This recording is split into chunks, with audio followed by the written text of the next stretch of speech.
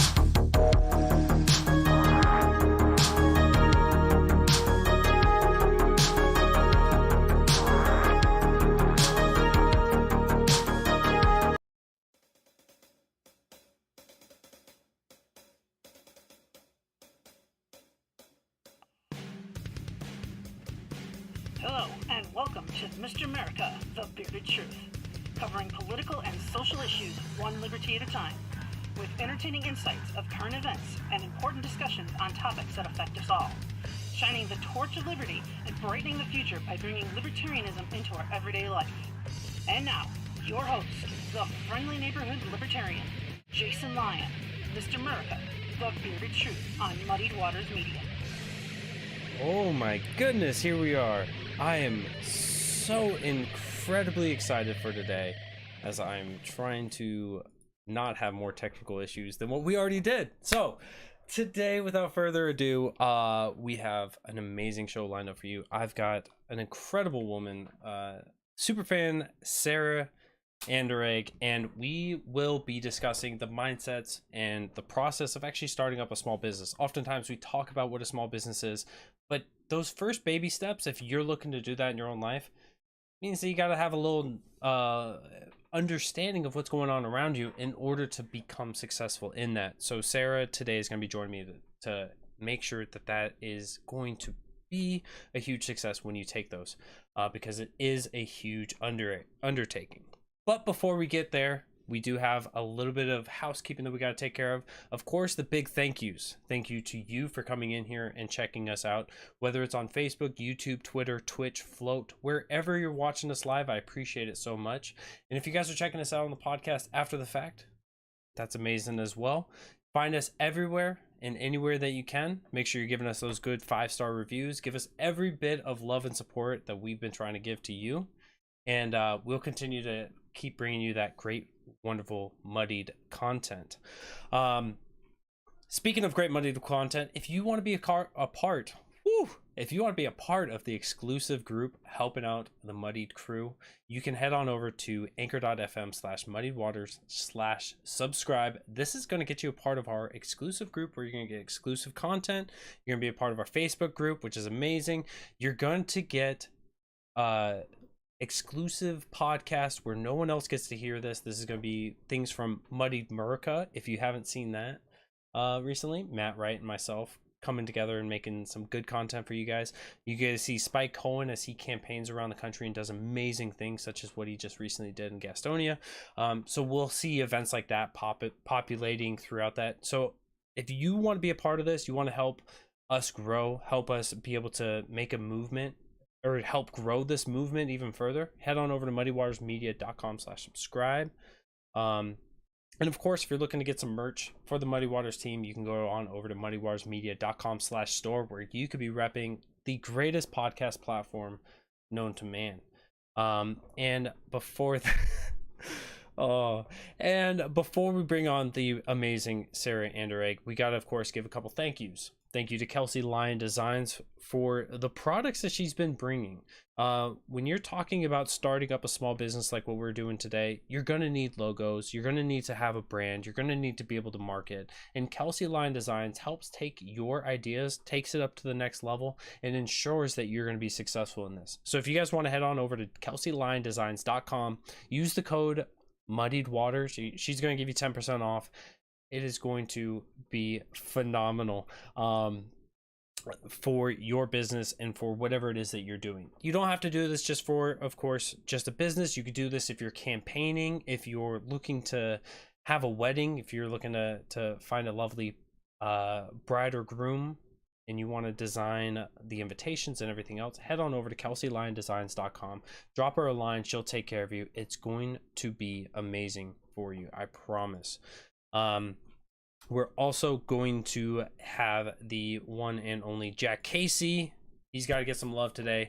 Jack Casey, he's a guy. I won't specify if he's a good guy or bad guy. I'll let you determine that, but he does have the Royal Green series out. So if you head on over to theroyalgreen.com, he'll be able to take care of you with some libertarian literature as he underwent his own libertarian questions. He was writing these books, and so if you've got one of your friends, your family members that's looking for some fiction that will also be able to challenge them in their ways of questioning the state and everything else, these are great it's a great series to be able to challenge that. So head on over to theroyalgreen.com and support the man Jack Casey. That's it. I think that's it. That might be it. Checking my notes. Also, thank you, of course, to Matt Wright and Spike Cohen for giving me a platform to talk about my views, my opinions, and my stances on everything. And, of course, for allowing me to have amazing guests such as today. He took her away from the kitchen and allowed her to sit in front of the camera today. My guest, Miss Sarah Anderegg. How are you doing today? Feelings right now, but that's completely fine. All of the feelings? All of the feelings, I guess that happens when you get separated from the kitchen. So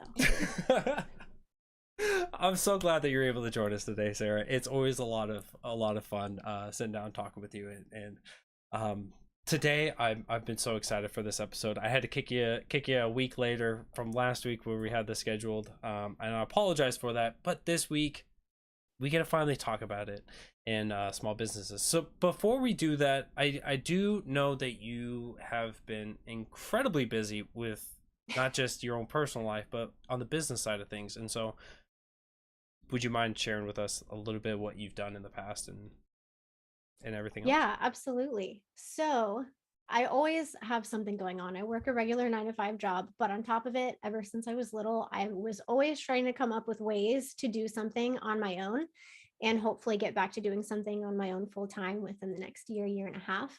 In the past, what I did the most long term was I had my own podcast called Hustling, Parenting, and Balancing that went over balancing the business life, parenting, regular life all together. I did a lot of business coaching, copywriting. I had quite a few clients that I did private yoga instruction with, and a lot of them are also clients I helped manage their business websites for. And then as of late, I kind of going back to those roots and rebranding it with what is going to be called Hustle Meets Flow. And it's really interesting. I'm taking my yoga background along with personal nutrition, fitness, and sports nutrition to kind of create a really well-rounded wellness experience, because nowadays there's so much focus usually in one specific category. And I want to be able to help put the whole picture together for everybody.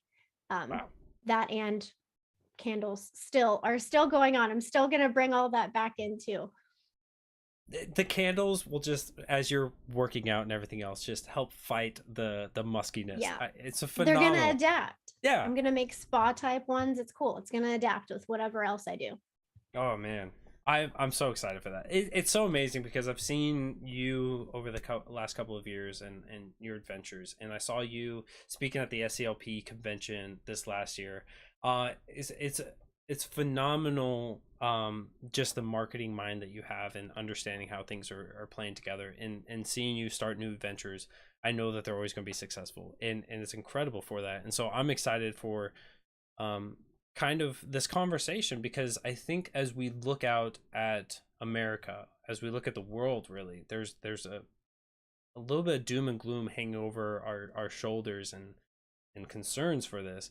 And as it gets more rocky, I think that small businesses is a good way that you could become self-sufficient without having to rely on others for the paycheck, for the direct paycheck at least.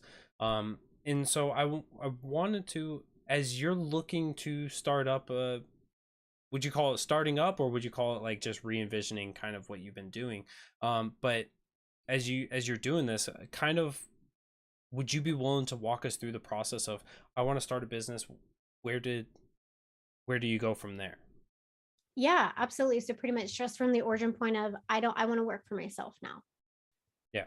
Yeah, so it's interesting because I've gone at it two different ways. The first time that I did it, you will hear that phrase that's pretty often, especially in like personal development world, of start messy.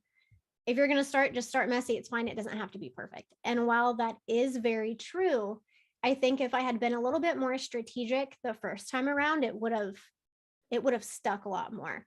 So this time I'm being a lot more structured, and I guess you can say a lot more intentional. And I'm not looking for perfection, so I don't want anyone to think that.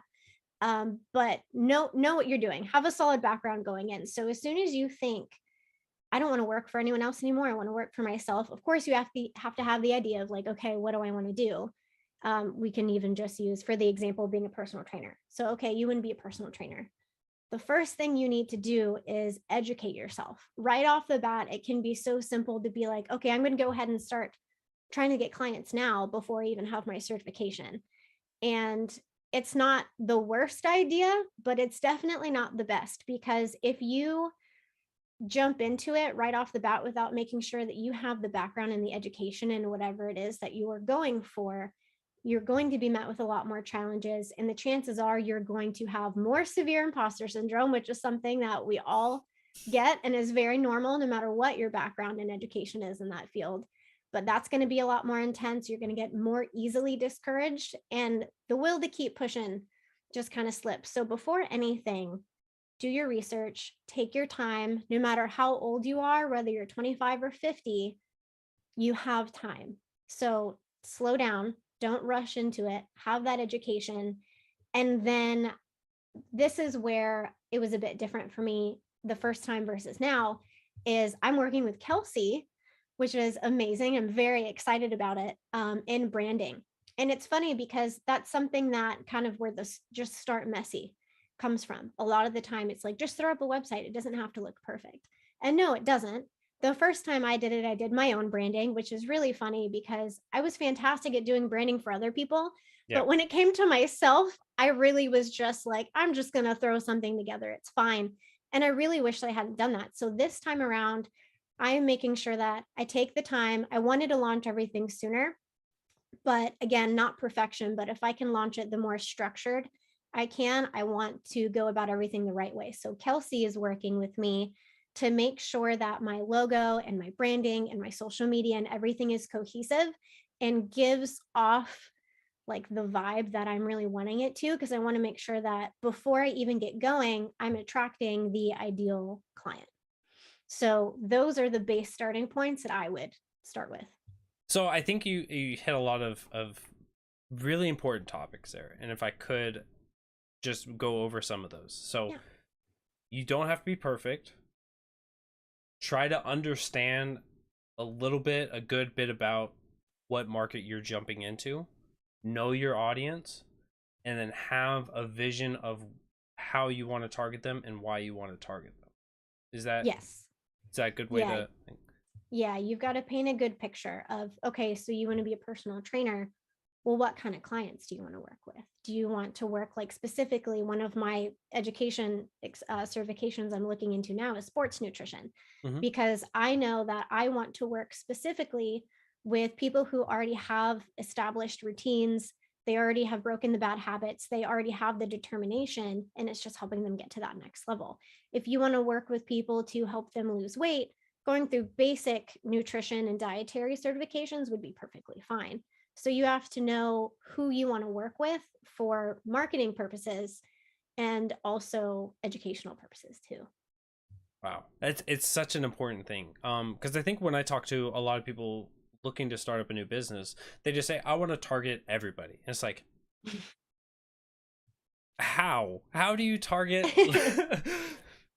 You're not selling water, like you can't target Yeah. everybody with it, and And so you can eventually, but you have to start small and then expand. And that's the thing, is a lot of people want to jump into it and get to that instant gratification point because they see influencers do it online. But what people don't understand is it might look overnight to you when you see those influencers, but you don't know that they've been working at it for 15 years in the background.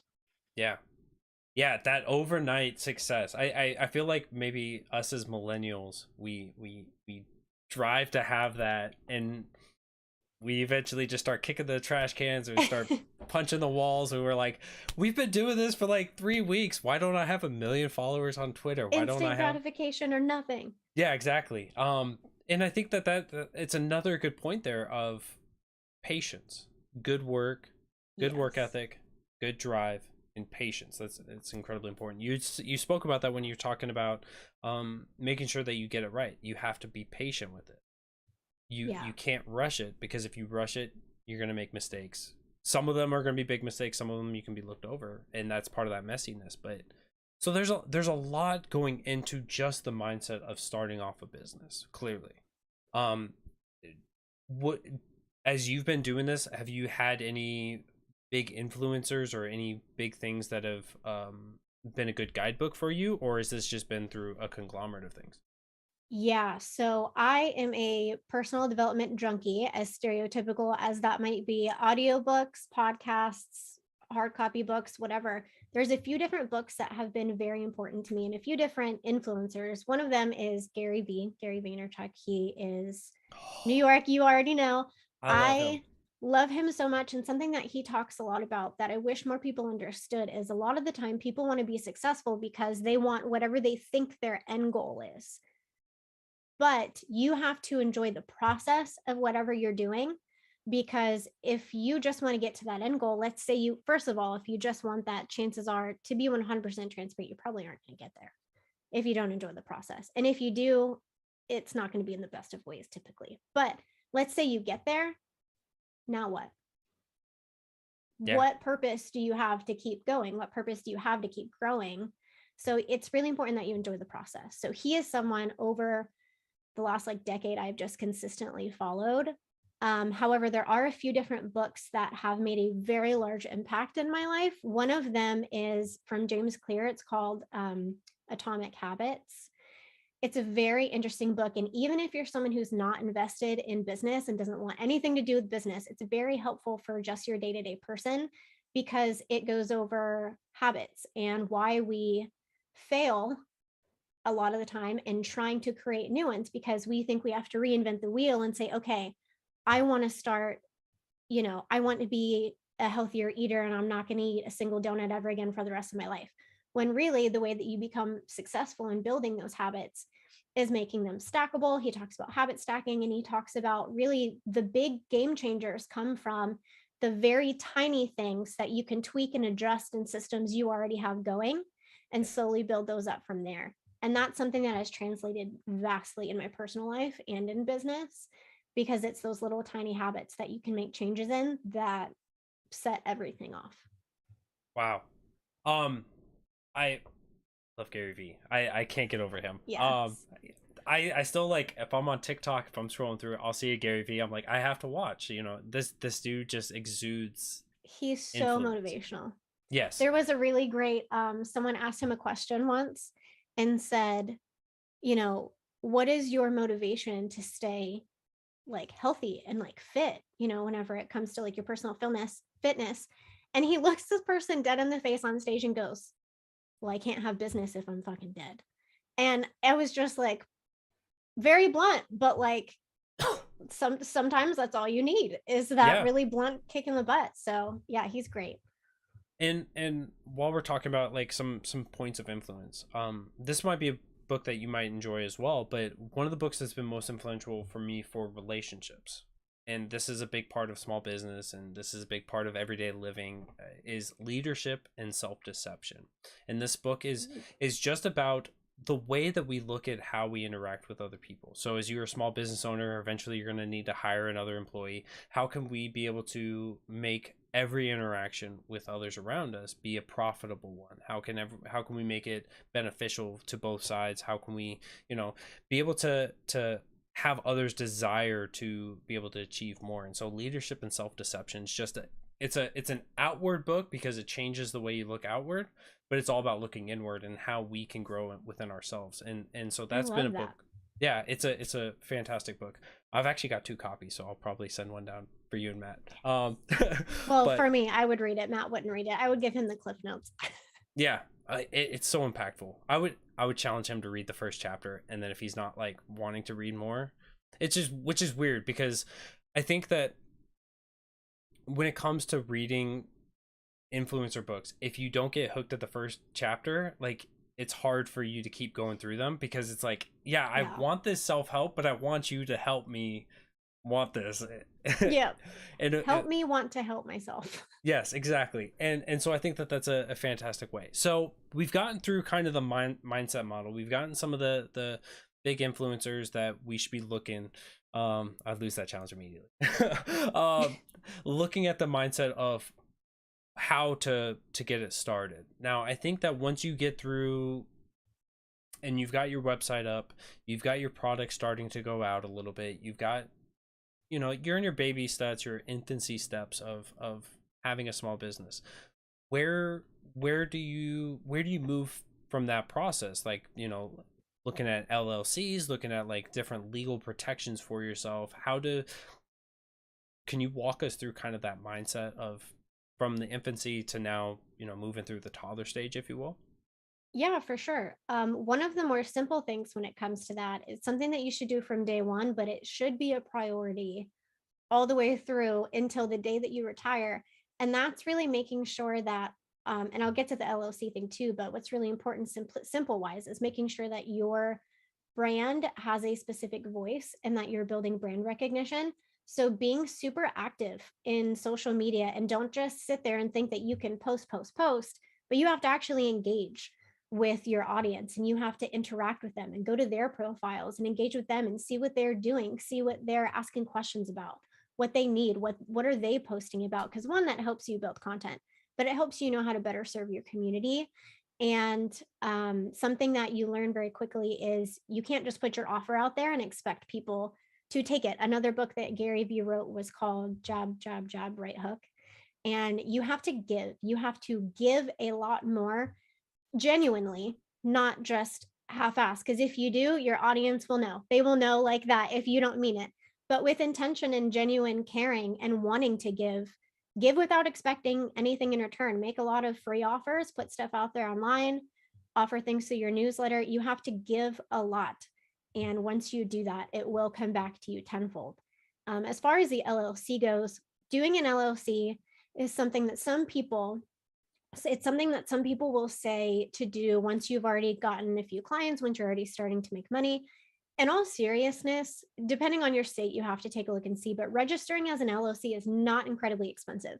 So I do think that the sooner you do that, the better, because what it does is it separates you and all of your personal belongings, everything. And even if you're someone who thinks, I don't have much, the law does not care if you don't have much. They will try to take from your bank account until you are negative if somebody decides to go after you. So it's just a wise thing to do. And what I think people should consider when they get an LLC is, if my business is considered, hustle meets flow, I wouldn't get my LLC in that name. I would get my LLC in something that had my name in it but was very general, Hmm. like, Sarah, Inc. or something like that, just something very general with my name for the sole purpose of rebranding. If you decide that you want to rebrand your business, you start up a new business, you don't want to have to keep opening a billion LLCs.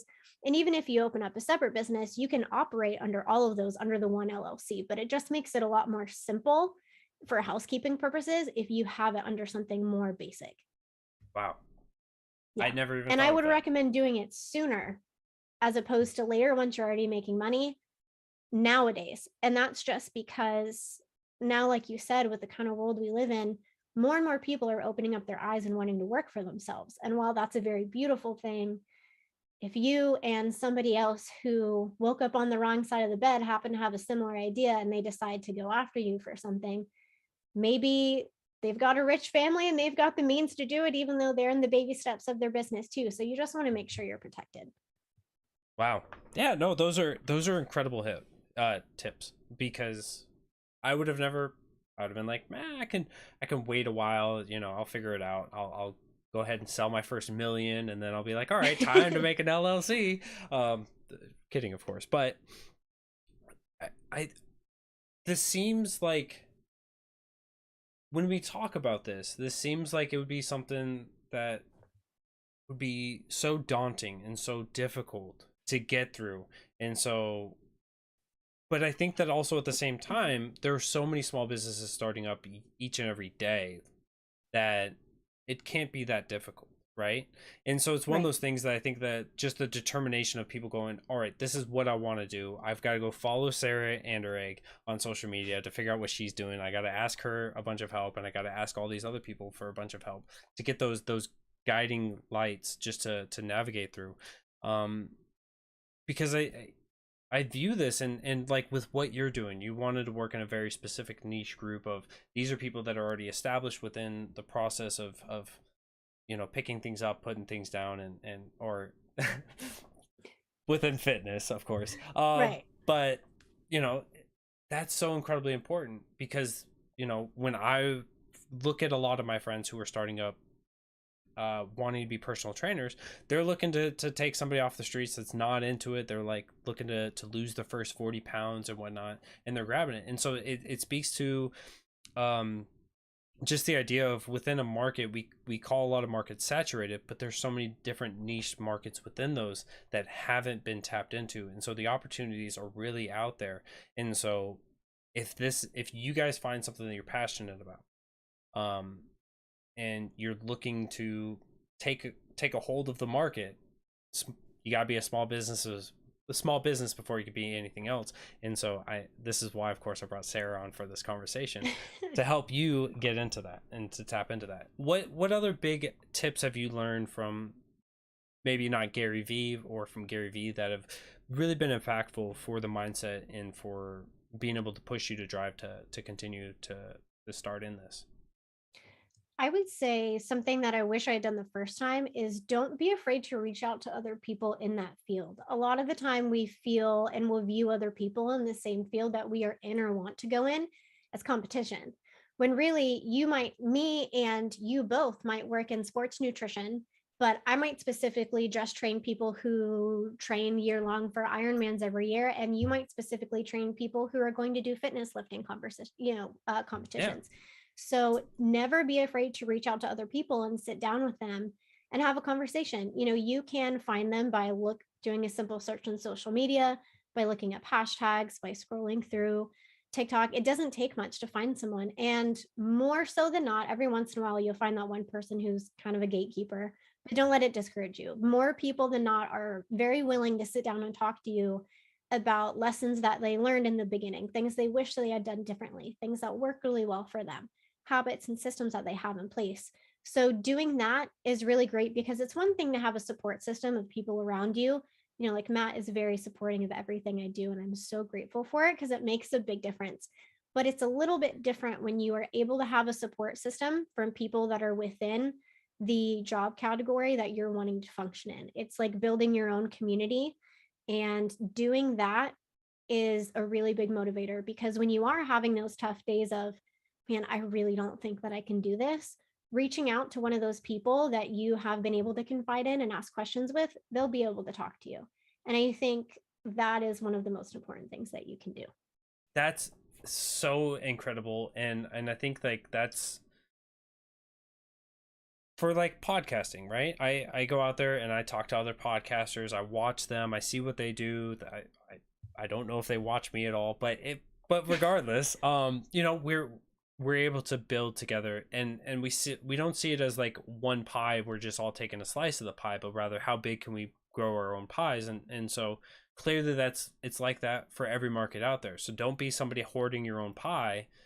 Be somebody out there that's going to lend that olive branch to others, help each other grow, and in return, the growth potentially could come back in your favor. Yeah. So, wow, that's I don't think about those things until like you bring it up, and I'm like, that just makes perfect sense, you know? Yeah, a lot of the time people feel like they have to start everything by themselves, but really you don't. You do not. Yeah. So, do you find that as you dive into this, do you think that so for example, when we look at Muddy Waters Media as a platform, we have my show where I'm having the best guests, talking about specific topics for an hour. You have Matt's show, right, the Writer's Block, where he's having almost as amazing guests, but they're no, I'm just kidding. But it has amazing guests on to talk about, you know, basically almost anything. Like I love kind of that wide variety of what he's doing. You've got Spike having on some very influential people in what they're doing, and it's kind of that wide variety. And then you have Muddy Waters Media itself, or Muddy Waters of Freedom, where it's very topic driven of like current events and things going on. So we have this wide variety there. But do you think that it's also for somebody like Matt and Spike for their show, do you think that it would also be important for them to reach out to other people doing those current events? Or do you think that kind of trying to steer away from having those conversations with same niche groups, is there more to gain or possible to lose with that? I wouldn't think that there's anything to lose. I think that no matter how big you get, even if you are reaching out to people within those same niche groups, it's the same thing. It's just a support system. You can see what works for some people, what doesn't work for others, talk to them about collaborations. I think, pretty much like what you said, there's no single pie that everybody's just trying to get a piece of, no matter how niche you get. So I think that collaboration and team building, but it's almost like building a family, and that community is so important no matter what level it's at. I love it. I love it. I because I see this all the time when it comes to, there's like almost like a divide when we look at podcasters and platforms of where they're like, we're not gonna, and it's just like, if we could come together, there can be a lot more growth, and there can be a lot more, the collaboration's a huge thing. Yeah. I think once people get comfortable in what they're doing and they start to see growth, a lot of the time that's when their ego will kind of step in. And a lot of the time they will feel protective over what they've been able to achieve so far, especially with imposter syndrome coming into play. Oof. That it's almost like, oh my gosh, I've already made it this far.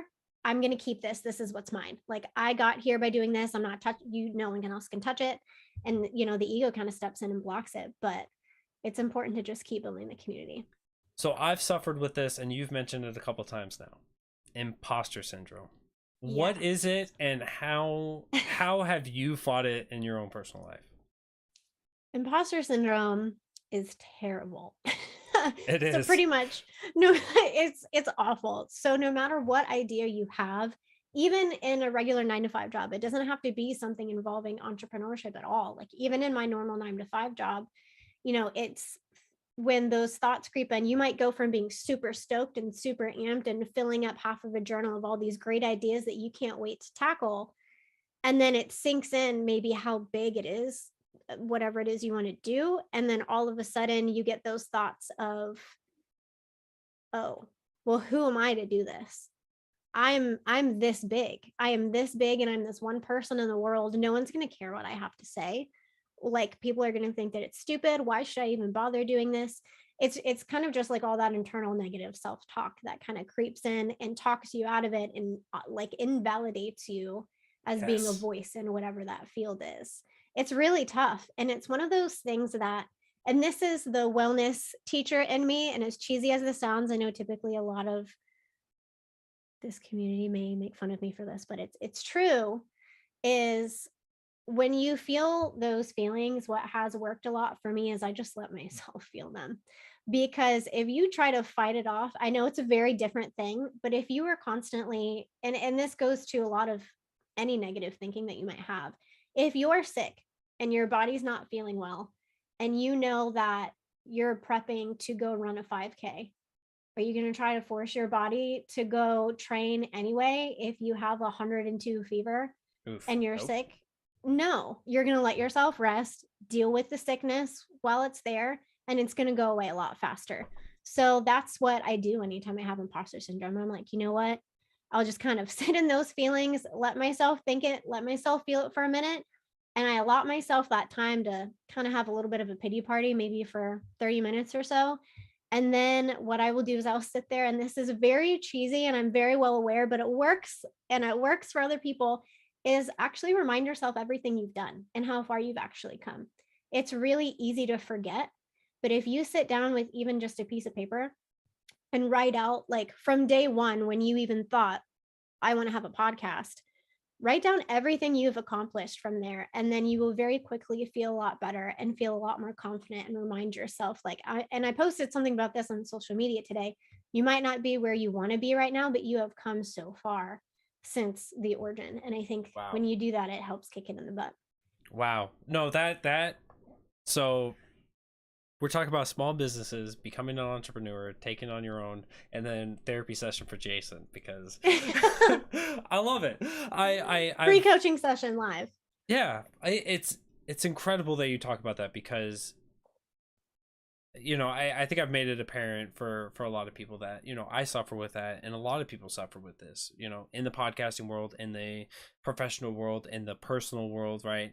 Of we all have those days where we just doubt ourselves. I'm not a good father, I'm not a good mother, I'm not a good wife, husband, I'm not, all these things where we get stuck into those, and breaking that mindset, or letting that mindset settle, and then breaking it by going, here's what you've accomplished, here's what you've achieved.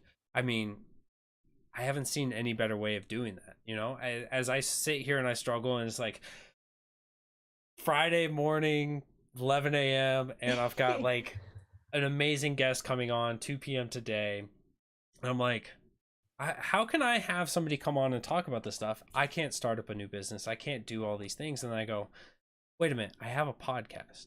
I have so many people that like listening to this. I've changed hearts and minds of people before.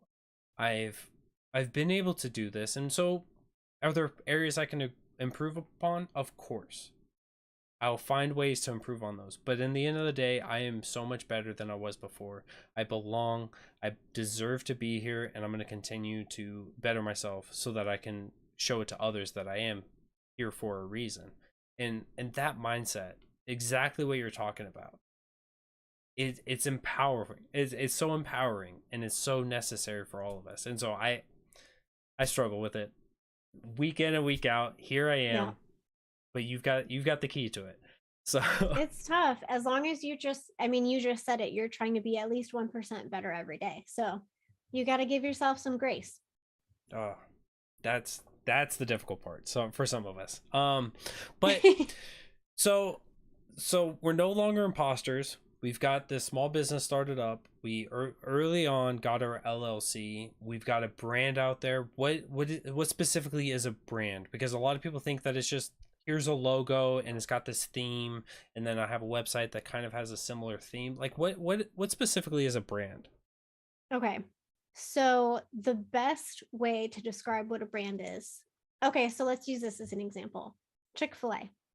When you hear Chick-fil-A, what do you think of? The Lord's chicken. It's fantastic, right? Yeah. Do you, as soon as you hear the word Chick-fil-A, do you picture their logo in your head? So when I hear the word Chick-fil-A, I don't think of their logo. I think of a cow with a sign saying "Eat more chicken."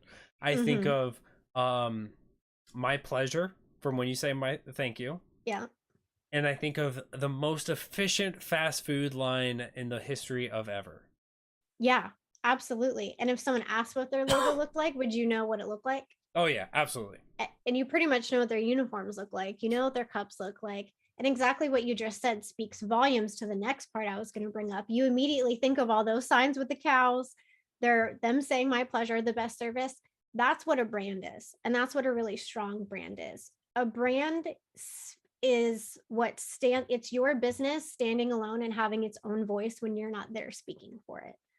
If you can say the name of your business out loud and other people know, oh yeah, that's Mr. America, the Bearded Truth. They'll think of your logo, they'll think of your dad jokes, they will think of you losing the game live on your Wow. show. Wow. All right, that concludes today's show. Oh, you just triggered so many millennials. That's It's great. It's great. Oh. Sorry, Matt. He's probably watching and is like, damn it, babe. But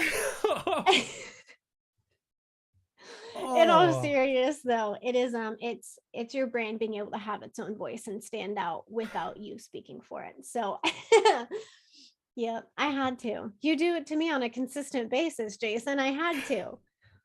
Oh, that was flawless. I didn't even see a comment. That was perfect.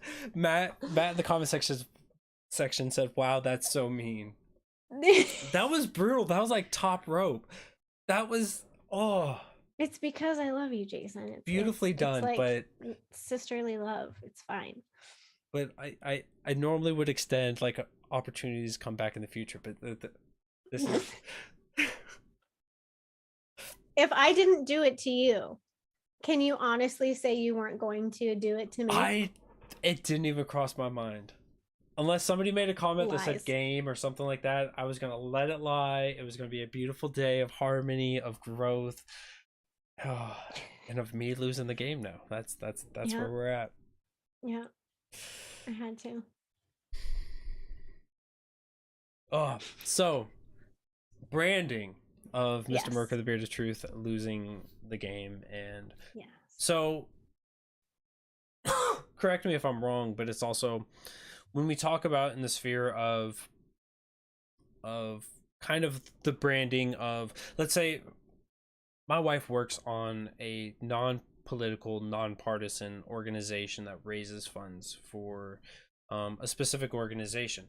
When they go out and they tailor a message, you can almost tell if it's on brand because there's a view, there's a standard that you have, and so that probably wouldn't be a good one because I don't want to bring them up.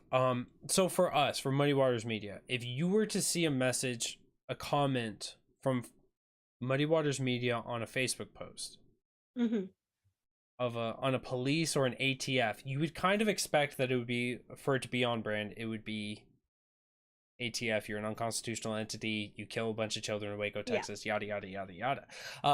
So it's there's a lot that comes into this branding, and you've hit a lot of those of people are going to know you just from your name, just from one of these things, all of these things being associated, but it's also about the messaging and the views that come from it too. Yeah. And so I think that that's very important as some part of the markets, some markets out there, podcasters specifically, we want to talk about. So for me, like I talk about criminal justice reform a lot. I talk a little bit about economics, and so I'm glad for the entrepreneurs that come on here and talk about growing this. But you won't see me going talking about underwater basket weaving. Like it's just not my thing. Yeah. And so I think that it's important that we try to, when we talk about branding, there's lanes of branding. Stay in your lane with your brand and try not to expand out just to anywhere and everywhere, right? Does that make sense? Yeah, because you want to, when you're creating your brand, you want to make sure that at the core of it, you have a specific set of core values, a core mission. A lot of brands even create a mission statement that even if they don't put public, internally, you know what that mission statement is. And so all of the content and the engagement, the branding, everything that you put out will, as long as it is in alignment with whatever that mission statement is and whatever your core beliefs are as a brand and what you want it to put out into the world, that is what people would consider like being on brand and staying in your lane. I like it. I like it. It's important for me because I see that a lot where people are kind of veering out there. We'll see political candidates talking about non-political things.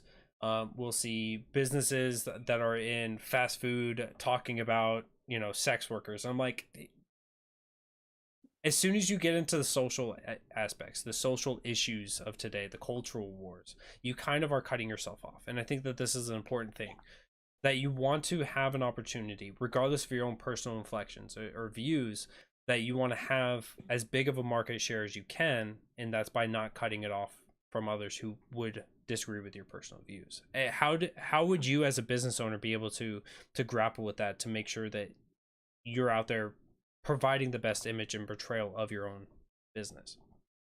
Whenever it comes to, if something's like, for example, if something's going on politically that I don't agree with, like how would I navigate that? Yeah, yeah, So to me, it is, and again, this is something that not everybody agrees with, but for me, I think it's very important that, you know, a lot of the times when you're first getting started, you and your brand are kind of the same person.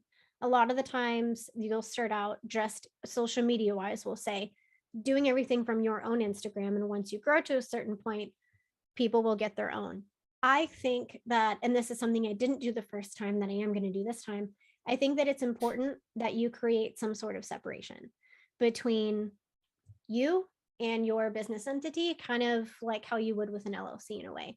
Because when certain things come up, and this is where it gets tricky, because you'll see influencers online who, you know, there's a certain influencer I follow, very girly. She's a lifestyle blogger, podcaster. Every once in a while, when there's a very hot topic in the news, you'll see people commenting on her page all the time because she's an influencer and she has millions of followers. So people expect her to publicly make some sort of stand. So one thing that, and that's something that a lot of people feel strongly about, and some people disagree with me, but considering the fact that that is her business, I do not think that she's obligated to make a public stance about something political. She does not owe that to anybody to make a public stance from her personal, from her business account.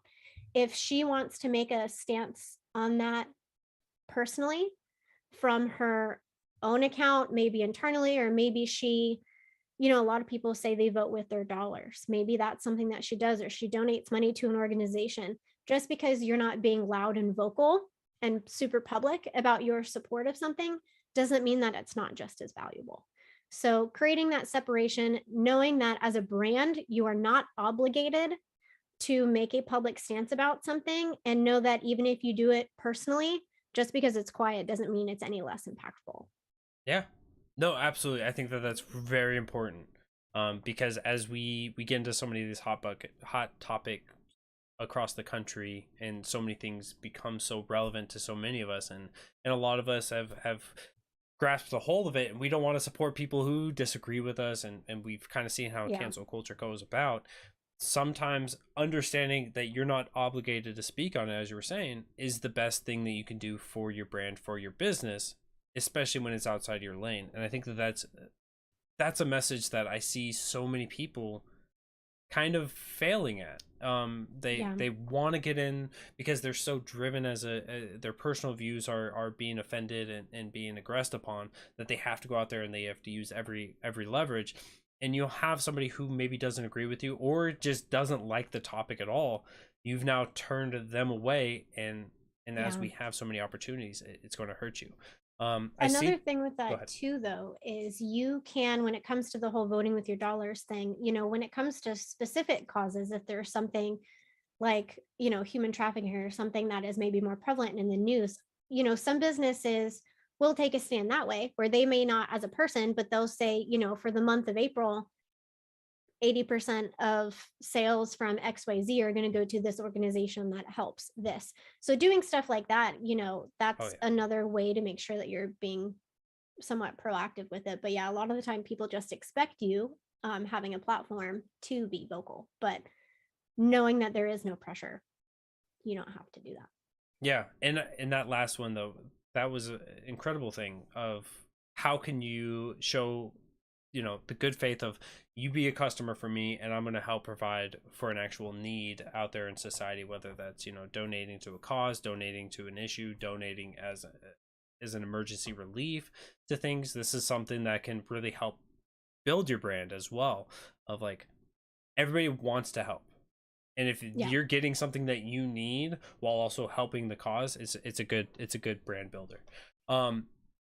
So I see we're coming up on time here. I want to know, Sarah, where can we find you? Where can we continue to build off of you? Where can we collaborate with you from?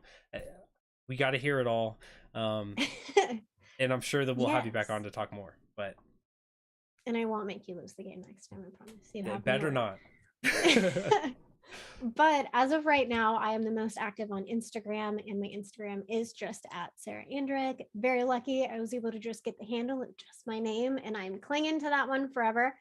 I am building up the Instagram for Where Hustle Meets Flow. So if you look that up on Instagram, it is linked in my bio. There is nothing posted there yet. I'm just getting it started. And the website is linked there too. Perfect. One challenge there. So you said you're gonna hold on to Sarah Anderegg for as long as possible. So until October 21st of this year? Listen, that is a different discussion. I am probably gonna keep that Instagram handle. Wow. Better hyphenate it. I'm just kidding. But nonetheless, it has been amazing to sit down and learn so much from you. This was, you know, less than an hour long, and I've learned so much, and I'm sure that everyone else in the audience has as well. And I'm so looking forward to continue having these conversations. If you guys have any questions for Sarah, you guys can of course follow her at her Instagram and everywhere else. Ask her directly or shoot me a line, and when we have her back, we will have like a little Q&A for Sarah, yes, unless she takes another opportunity somewhere else on this platform. But I think that this, you know, as we framed in the beginning, that this was such an incredibly important topic, not just because of the culture around us, but it's also just for the growth of ourselves and just kind of where we want to steer our own lives. And kind of as you framed it, I want to work for myself. I want to work by myself. And having these conversations are so incredibly important, and I'm so grateful for all the knowledge and wisdom that you've shared with us today, and I'm looking forward to continuing on with these in the future. Thank you. I appreciate it. I was really excited as soon as you asked me to come and talk about these things, because I know that you appreciate personal development. So I was like, this is gonna be a good conversation. Absolutely. I love it. Well, thank you so much, Sarah. I'm gonna wrap things up here, and I will see you in the after show. All right, sounds good. All right.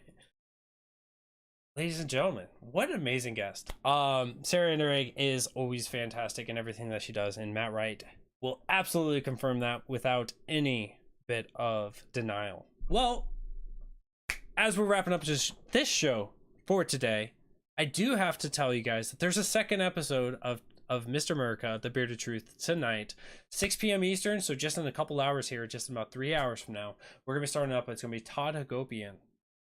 He's running for LNC chair. He's going to be talking to you about personal finances. As you want to start off a new business, stemming off from the conversation here with Sarah Anderegg, how would you like to be able to set aside a little bit more money for yourself, not just for today to be used to start off that business, but also set yourself up for a financial freedom in retirement?